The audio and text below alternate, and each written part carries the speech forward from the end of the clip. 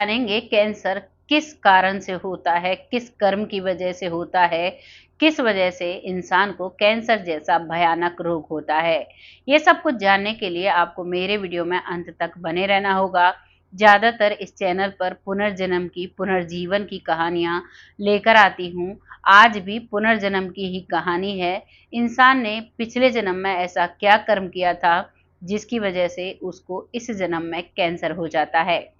नमस्कार, मैं महक चौधरी आज आपके सामने फिर से एक सच्ची घटना लेकर आई हूँ। ये घटना आपको एहसास कराएगी, आपको एक नॉलेज देगी कि आपको अपने जीवन में कैसे रहना चाहिए। सबसे बड़ा एक रोल प्ले होता है इस कहानी में माफ़ी। हमें लोगों की गलतियों पर उनको जल्दी से माफ़ कर देना चाहिए। अगर हम किसी को माफ़ नहीं करते हैं तो उसका भुगतान हमें ही करना पड़ता है, ना कि किसी और को। ये कहानी शुरू होती है एक व्यक्ति जिसका नाम होता है पॉल, जिसकी 45 साल उम्र है, जिसने शादी नहीं की है क्योंकि उसका विश्वास किसी भी रिश्ते पर नहीं होता। बचपन से जिस माता-पिता के साथ उसने माता-पिता ने जिसने जन्म दिया, उनके साथ जब वो रहता है, तो उनसे भी उसका ज़्यादा लगाव नहीं होता है। धीरे-धीरे अपनी स्कूलिंग कंप्लीट करता है, तो कोई भी उसका दोस्त नहीं होता है, क्योंकि उसको किसी पर भी विश्वास नहीं होता है। वो सोचता है कि क्या फ़ायदा इनके साथ रहने का, ये लोग बहुत जल्दी धोखा देते हैं। संसार के किसी भी व्यक्ति पर उसका विश्वास नहीं था और यही सोच लेकर वह रहता है, अपनी पूरी पढ़ाई करता है। पढ़ाई करने के बाद बहुत अच्छी उसे नौकरी मिलती है, लेकिन जैसे ही वो शादी के बारे में सोचता है तो उसे पता चल जाता है कि उसे कैंसर है। कैंसर जैसी भयानक बीमारी का पता चलते ही वो शादी का ख्याल दिमाग से निकाल देता है और सोचता है कि अपनी ज़िंदगी तो वैसे ही ख़त्म ही है, क्योंकि कैंसर एक इतनी भयानक बीमारी है, वो एक इंसान को ख़त्म नहीं करती, वो एक पीढ़ी को ख़त्म कर देती है। क्योंकि जिस घर में कैंसर होता है, उस घर में बहुत ज़्यादा खर्चा होता है और आजकल पहले से ही जीने के लिए धन, पैसा, आर्थिक व्यवस्था सही होनी चाहिए और अगर किसी घर में कैंसर हो जाता है, तो उस घर के बर्तन तक बिच जाते हैं, लेकिन इंसान को बचा नहीं पाते। आज तो बड़े-बड़े देशों में उसका इलाज हो रहा है, लेकिन वो इलाज के लिए बहुत मोटी रकम चुकानी पड़ती है, तब जाकर एक इंसान ठीक हो पाता है। और वो भी बहुत मुश्किल से ठीक हो पाता है। अब कहने को तो सलमान खान को ब्लड कैंसर है, उसका ब्लड चेंज होता है, वो आज भी जीवित हैं, बहुत अच्छे से ज़िंदगी बिताते हैं, बहुत जाने-माने सुपरस्टार हैं, लेकिन उसके पास पैसा है तभी वो जी पा रहा है। यही कैंसर अगर किसी गरीब मध्यम वर्गीय परिवार में होता है, तो इंसान 4-5 साल से ज़्यादा नहीं जी सकता। इन सब सोचों को सोचने के बाद पॉल शादी से कतराने लगता है, शादी के नाम से मना कर देता है। माता-पिता खूब कहते हैं, वो अपने माता-पिता तक को नहीं बताता है कि मुझे कैंसर है। जब उसे इस बीमारी का पता चला, वो अकेले ही इससे लड़ना चाहता है। अकेले ही उसने लड़ना शुरू किया और अकेले ही ज़िंदगी को जीना शुरू किया। लेकिन जब वो दिन-रात सोचता है, तो वो सोचता है कि आखिर मुझे ही ये कैंसर क्यों हुआ? वो सोच हमेशा उसके दिमाग में रहती और इसी सब को जानने के लिए अब वो रिसर्च करने लगता है, क्योंकि अच्छा खासा पढ़ा लिखा था, वो जानना चाहता है। वो वास्तुशास्त्र में बहुत ज़्यादा विश्वास करता था, वो जानता था कि हमारे कर्मों की सज़ा हमें मिलती है, शायद ये मेरे पिछले जन्म का कोई कर्म है जिसकी मुझे ये सज़ा मिली है। अब पूरी रिसर्च करने के बाद उसे जब पता चलता है कि हम अपना पिछला जन्म पास्ट लाइफ रिग्रेशन से देख सकते हैं, तो वो एक विशेषज्ञ से मिलते हैं जो पास्ट लाइफ रिग्रेशन कराते हैं, गुरुजन होते हैं, उनसे मिलता है।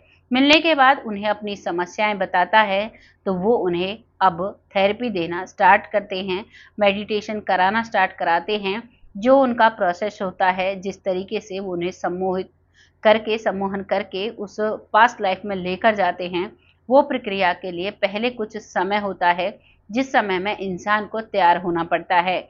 वो कैंसर की स्टेज में था, फिर भी वो इस चीज़ को जानना चाहता है। अब उसका वो टाइम पूरा हो जाता है और उस जो पास्ट लाइफ रिग्रेशन कराने वाले गुरुजन थे, उनके द्वारा अब वो अपनी पिछली ज़िंदगी में जाता है। वो देखता है कि पिछला जन्म जो था, उसमें वो पति-पत्नी थे, उनकी शादी हो चुकी थी और वो अपनी पत्नी से बेइंतहा प्यार करता था। धीरे धीरे उनकी लाइफ कटती है, लेकिन जब दो लोगों की शादी हो जाती है तो शादी के ही बाद अब सबको लगने लगता है घर में एक छोटा मेहमान आना चाहिए, यानी कि कोई बच्चा होना चाहिए। लेकिन उसकी पत्नी को बच्चे नहीं हो सकते थे। ये बात उसे पता चलती है तो इस बात को वो सोचता है कि कोई बात नहीं, हम बच्चे पैदा नहीं कर सकते लेकिन हम गोद तो ले सकते हैं, क्योंकि वो बहुत खुले विचारों का था और वो एक बच्चा गोद ले लेता है। उस बच्चे को गोद लेने के बाद वो अब अपने जीवन में बहुत खुश रहने लगता है। वो और उसकी पत्नी उस बच्चे को बड़े ही लाड चाव से पालते हैं, बड़ा करते हैं, बहुत अच्छा पढ़ाते लिखाते हैं और उसे एक माता पिता का बहुत ज़्यादा प्यार देते हैं। लेकिन वो बच्चा जैसे ही बड़ा होता है तो यहाँ पर जो वो व्यक्ति है जिसका इस जन्म में पॉल नाम है, उसका पिछले जन्म में एंड्री नाम होता है और उसका बच्चा जैसे ही बड़ा होता है, बड़ा होने के बाद वो उन माता-पिता को छोड़कर विदेश चला जाता है। जैसे ही वो विदेश जाता है तो उसकी पत्नी जो है वो अपने बेटे का बहुत ही याद करती है, बेटे की तड़प में वो डिप्रेशन में जाने लगती है, बहुत ज़्यादा बीमार रहने लगती है। इतनी परेशान रहती कि जब भी पॉल अपनी पत्नी को देखता तो वो उसे देखकर रो दिया करता और बार-बार अपने उस जो गोद लिया हुआ बेटा था उसे कोसने लगता।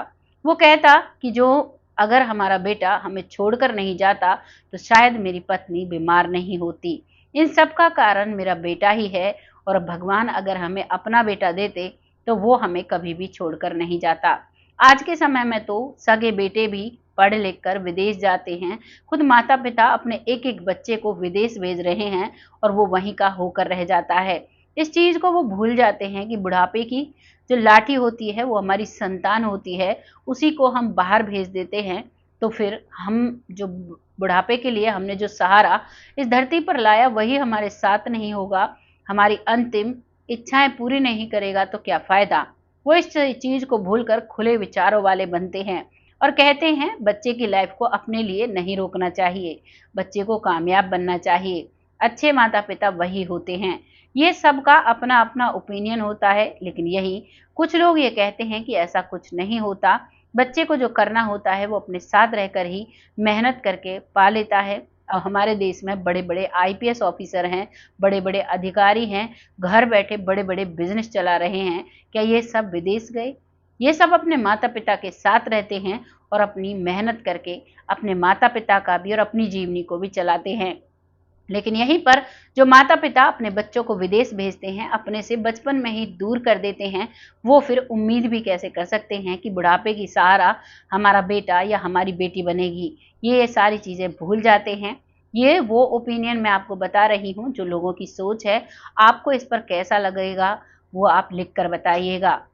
आगे शुरू करते हैं कहानी को। अब आगे उस बच्चा विदेश चला जाता है, वो पिता अपने बेटे को ही अपनी पत्नी का कारण समझने लगता है, बीमारी का कारण, और वो दिन-रात उसे कोसता है। उसकी माँ अपने बेटे को माफ़ कर देती है और अपने पति से भी, एंडी से भी बार-बार कहती है कि मेरे बेटे को माफ़ कर दो, इसमें उसकी कोई गलती नहीं है, उसे आगे बढ़ना है। अभी जो मैंने आपको दोनों सोचें बताई, वो दोनों सोच एक ही परिवार के अंदर थी। पिता चाहता था कि बेटा कहीं नहीं जाए और माँ चाहती थी कि बेटा अब चला गया है तो वो खुश रहे। यही सोच उसके अंदर रहती है और उसकी पत्नी धीरे-धीरे विलीन हो जाती है हवा में, यानी कि वो इस दुनिया से चली जाती है, वो इस दुनिया को छोड़ देती है। इस बात का इतना गहरा सदमा एंड्री को लगता है कि वो मरते दम तक अपने बेटे को याद करता और उसे कोसा करता, लेकिन उनका बेटा मुड़कर कभी भी नहीं आता है। यहाँ उसके आस-पास जानने वाले, बैठने वाले जो साथी होते हैं, दोस्त होते हैं, वो कहते हैं कि अगर तुम्हारा अपना बेटा होता तो तुम्हारी ज़रूर उन्हें याद आती, लेकिन वो तुम्हारा अपना खून नहीं था। ये कहानी एक बड़ा एग्जाम्पल भी सेट करती है। बहुत से लोग सोचते हैं हम बच्चे को गोद ले लेंगे, लेकिन गोद लिए हुए बच्चे में वो प्राण, वो आत्मा नहीं होती जो एक अपने खून में होती है।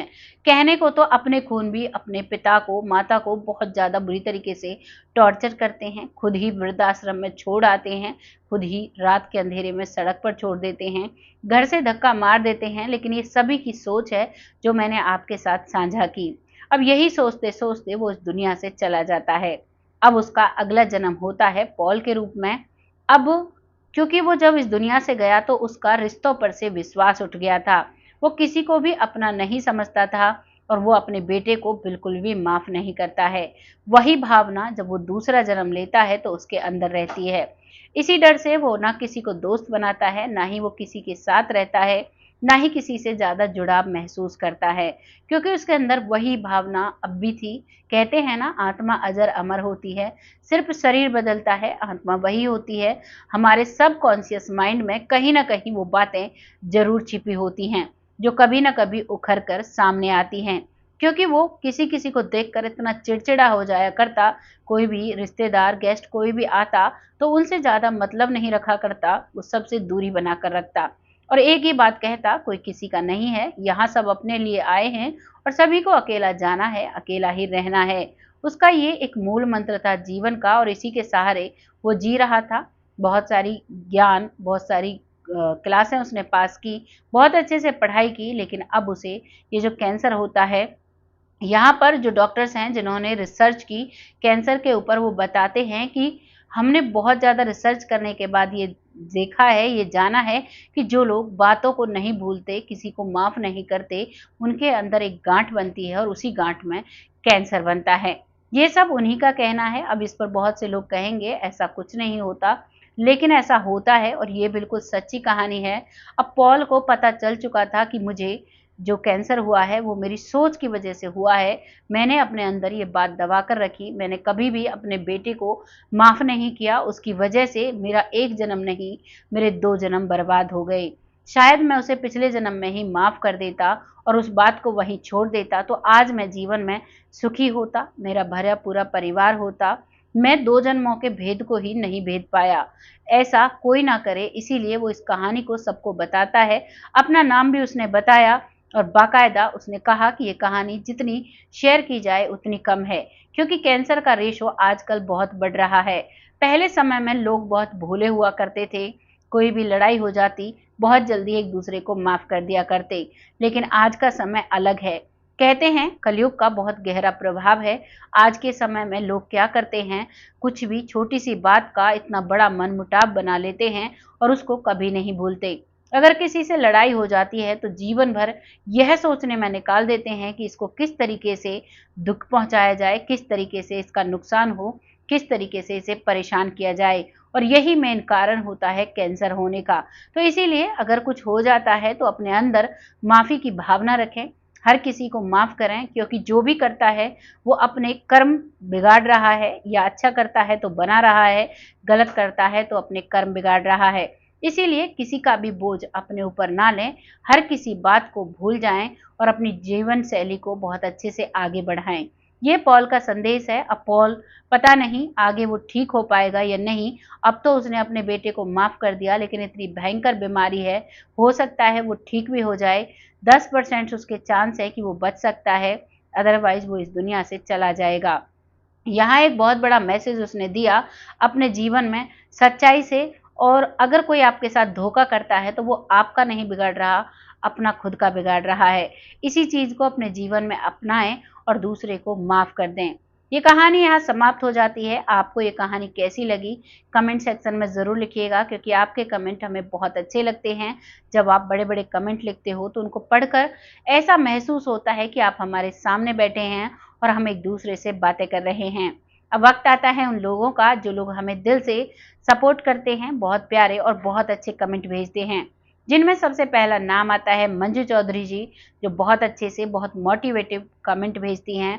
बहुत अच्छा लगता है, ऐसा लगता है मैं उनसे बातें कर रही हूँ और वो अपनी मन की भावनाएं जब लिख कर भेजती हैं तो बहुत अच्छा लगता है। और मैं तो अपनी मन की भावनाएं आप सबके साथ साझा करती हूँ वीडियो के माध्यम से, तो आप भी कमेंट के द्वारा आप अपनी भावनाएं बता सकते हैं। अगला नाम आता है सरयू बालाजी, जो बहुत प्यारे बहुत मोटिवेशनल कमेंट भेजते हैं। ऐसे ही अपना सपोर्ट बनाए रखें।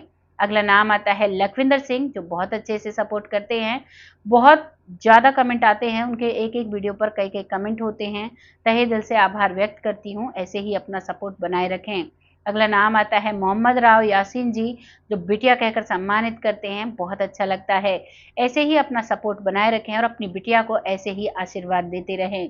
अगला नाम आता है रामायण कुशवाहा जी जो बिटिया रानी कहकर सम्मानित करते हैं, बहुत अच्छा लगता है। ऐसे ही अपना आशीर्वाद और अपना प्यार हमारे साथ बनाए रखें, क्योंकि बुजुर्गों का आशीर्वाद एक वरदान की तरह होता है।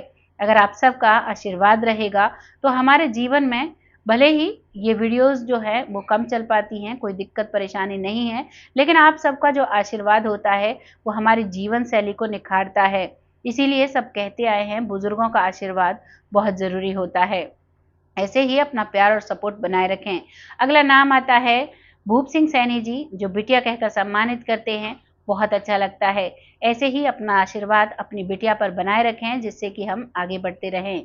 अगला नाम आता है पिंकी भोई जी, जो बहुत अच्छे से सपोर्ट करती हैं, बहन कहकर सम्मानित करती हैं, बहुत अच्छा लगता है। ऐसे ही अपना सपोर्ट बनाए रखें। जैसे आप कमेंट लिखते हो, बहुत अच्छा लगता है। बहुत अच्छी बातें छुपी होती हैं आपके कमेंट्स में और एक बहुत अच्छी ऊर्जा हमें मिलती है, जिससे हम कहानी लाने में बहुत सक्षम होते हैं। अगला नाम आता है राजेंद्र पालकर जी, बहुत अच्छे से कमेंट करते हैं, बहुत अच्छा लगता है। बहन कहकर सम्मानित करते हैं, बहुत अच्छा लगता है। ऐसे ही अपना सपोर्ट बनाए रखें। अगला नाम आता है सविता जी, जो बहुत अच्छे से सपोर्ट करती हैं, नई जुड़ी हैं, आपका तहे दिल से आभार व्यक्त करते हैं। ऐसे ही अपना सपोर्ट बनाए रखें। बहुत से नाम रह गए हैं, उनको अगली वीडियो में ज़रूर ले लिया जाएगा। तब तक आप सब स्वस्थ रहें, खुश रहें, आबाद रहें, जीवन में सारी खुशियों को पाएँ, भगवान से यही कामना करती हूँ। तब तक के लिए जय हिंद, जय भारत।